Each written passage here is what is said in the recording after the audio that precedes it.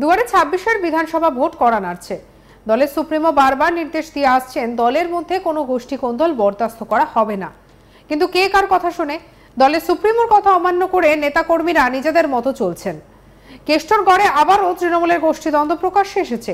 পুলিশের সামনে তুমুল বচসা, আর তারপরে ঢিল ছোড়াছুড়ির ঘটনায় একেবারে রণক্ষেত্রের চেহারা নেয় এলাকা।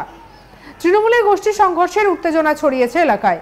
ভোটের আগে যদি এই পরিস্থিতি হয় তাহলে ভোট এলে কি হবে?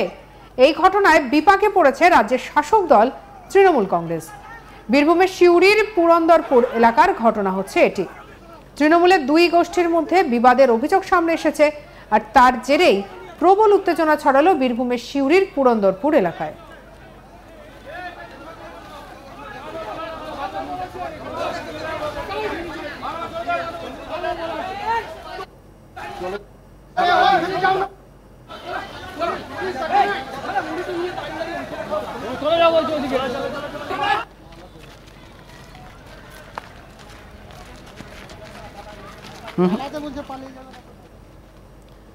জানা গেছে ঘটনার সূত্রপাত অনেকদিন আগেই। তৃণমূলের ব্লক সভাপতি নুরুল ইসলামকে ঘিরে স্থানীয় স্তরের দলের অন্দরে ক্ষোভ রয়েছে বলে অভিযোগ। গত ৩ মাস ধরে ওই নেতাকে বয়কট করা হয়েছে বলেও অভিযোগ সামনে এসেছে। কার্যালয় থেকে তার চেয়ার সরিয়ে নেওয়ার পর সেখানে তালা ঝুলিয়ে দেওয়া হয়েছিল বলেও অভিযোগ। এই অবস্থায় বৃহস্পতিবার রাতে নুরুল ইসলামের খামার থেকে ৩৫টি ছাগল চুরি করা হয়। নুরুল সাহেবের অভিযোগ, এলাকার প্রাক্তন অঞ্চল সভাপতি বকুল ওরফে এহসানুল হকের নেতৃত্বে এই চুরি হয়েছে। এর জেরেই দুপক্ষের মধ্যে বচসা বাঁধে। তৃণমূলের ব্লক সভাপতি নুরুল ইসলামকে লক্ষ্য করে ইট ছোড়া হয় বলে অভিযোগ। কিছু সময়ের মধ্যে ওই এলাকায় ধুন্ধুমার পরিস্থিতি তৈরি হয় বলে খবর। পরে বিশাল পুলিশ বাহিনী এলাকায় গিয়ে পরিস্থিতি নিয়ন্ত্রণে আনে।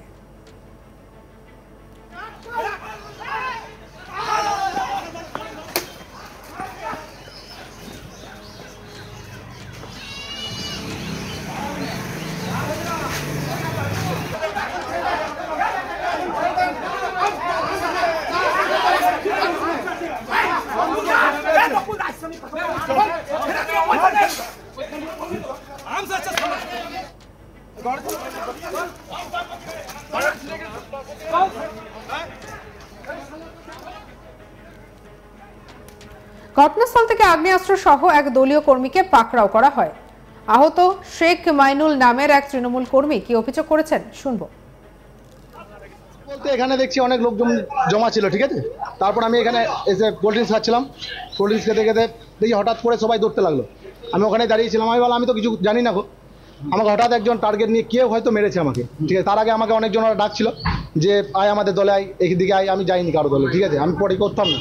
তারপরে আমি নুরুল চেচার কিছু লোকের সাথে দাঁড়িয়েছিলাম, ওনার সাথেই ছিলাম বলতে গেলে আজকে। তো ওরা আমাকে হঠাৎ করে এসে দেখছি ঢেলা মারতে লাগলো। ঢেলা মারতে মারতে আমি পড়ে গেলাম। পড়ে যাওয়ার পরে আমাকে লাঠি দিয়ে মারলো, পা দিয়ে মারলো। অনেকজন যে যেরকম ভাবে পেরেছে সে সেরকম ভাবে মেরেছে, ঠিক আছে। কি জন্য মারলো এটা আমি বলতে পারবো না। হয়তো ওদের দলে যায়নি, এতদিন পার্টি করিনি, সেই জন্য আমাকে মারছে। আমার গ্রুপে বা আমার ফ্যান ফলোয়িং অনেক আছে। বকুলদা দলে আসতে বলেছিলাম। হ্যাঁ, যাইনি বলে এই কারণে। হ্যাঁ, আমি এই মুহূর্তে কোনো দলের সাথেই থাকতাম না। হ্যাঁ, মেরেছে ইট দিয়ে, লাঠি দিয়ে, পা দিয়ে, হাত দিয়ে, যেমন ভাবে পেরেছে সেভাবে মেরেছে আমাকে।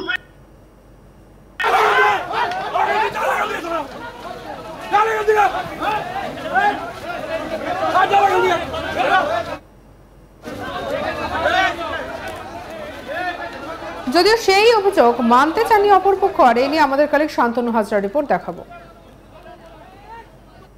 তৃণমূলের গোষ্ঠীকন্দলের জেরে বীরভূমের সিউড়ির যে পুরন্দরপুর এলাকা রয়েছে সেই এলাকা কিন্তু একেবারে উত্তপ্ত পরিস্থিতি তৈরি হয়, যেখানে দেখা যায় পুলিশের সামনেই তৃণমূলের গোষ্ঠীকন্দল, যেখানে পুলিশের সামনেই কিন্তু যে তৃণমূল কর্মীরা রয়েছে তারা কিন্তু ঢিল, ইট, পাটকেল ছোড়াতে শুরু করে এবং পরবর্তীতে পুলিশ কিন্তু নিয়ন্ত্রণ আনতে সকলকে কিন্তু লাঠিচার্জ করতেও বাধ্য হয়। এমনও চিত্র কিন্তু উঠে এসেছে।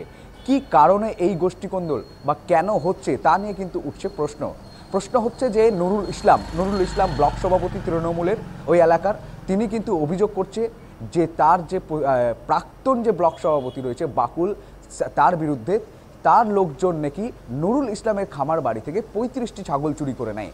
আর এই ছাগল চুরির ঘটনার পর থেকে রীতিমতোই ক্ষুব্ধ রয়েছে। একই সঙ্গে যে তৃণমূলের যে পার্টি অফিস রয়েছে সিউড়ি 2 ব্লকের এলাকায়, সেই পার্টি অফিসে নুরুল ইসলামের চেয়ার প্রথমে সরিয়ে নেওয়া হয়, এমনকি তালাও বদলে দেওয়া হয়েছে। কিন্তু কেন এই গোষ্ঠীকন্দল বারবার লাগাতার হচ্ছে বীরভূমে, তা নিয়ে কিন্তু উঠছে প্রশ্ন। রীতিমতোই দেখা গিয়েছে যে এদিন পুলিশের সামনেই তৃণমূল কর্মীরা গোষ্ঠীকন্দলে জড়িয়ে পড়ে এবং একে অপরকে ঢিল ইট পাটকেল কিন্তু ছুটতে থাকে, যেখানে বেশ কয়েকজন কিন্তু আহত হয়েছে। অন্যদিকে পুলিশ কিন্তু এই ঘটনায় বেশ কয়েকজনকে গ্রেপ্তার করেছে। রীতিমতো দেখা গিয়েছে এমনকি এক তৃণমূল কর্মী, দলীয় কর্মীর কাছ থেকে আগ্নেয় অস্ত্র উদ্ধার হয়েছে, এমনটাই জানিয়েছে কিন্তু সিউড়ি থানার পুলিশ। তবে এই মুহূর্তে কিন্তু পুরন্দপুর এলাকায় যেখানে দেখা যাচ্ছে যে পুলিশের টহলদারি রয়েছে, যাতে দ্বিতীয়বার কোনো কোন্দল কিন্তু না তৈরি হতে পারে তা নিয়ে কিন্তু পুলিশ তৎপর। কিন্তু লাগাতার তৃণমূলের মধ্যে এই যে কোন্দল কী কারণে হচ্ছে তা নিয়ে কিন্তু উঠছে প্রশ্ন। শুধু অন্যদিকে ভারতীয় জনতা পার্টি, বাম কংগ্রেস তাদের অভিযোগ যে এরা যে কাটমানি এক পক্ষ এবং আরেক পক্ষ, কে কম কে বেশি পাচ্ছে তা নিয়ে এদের কোন্দল।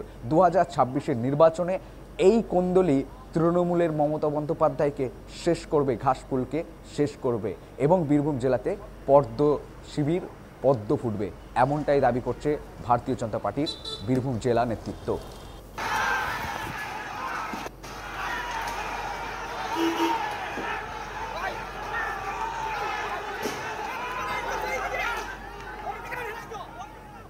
এদিকে নতুন করে যাতে উত্তেজনা ছড়িয়ে না পড়ে সেই কারণে ঘটনাস্থলে উপস্থিত হন সিউড়ি থানার বিশাল পুলিশ বাহিনী।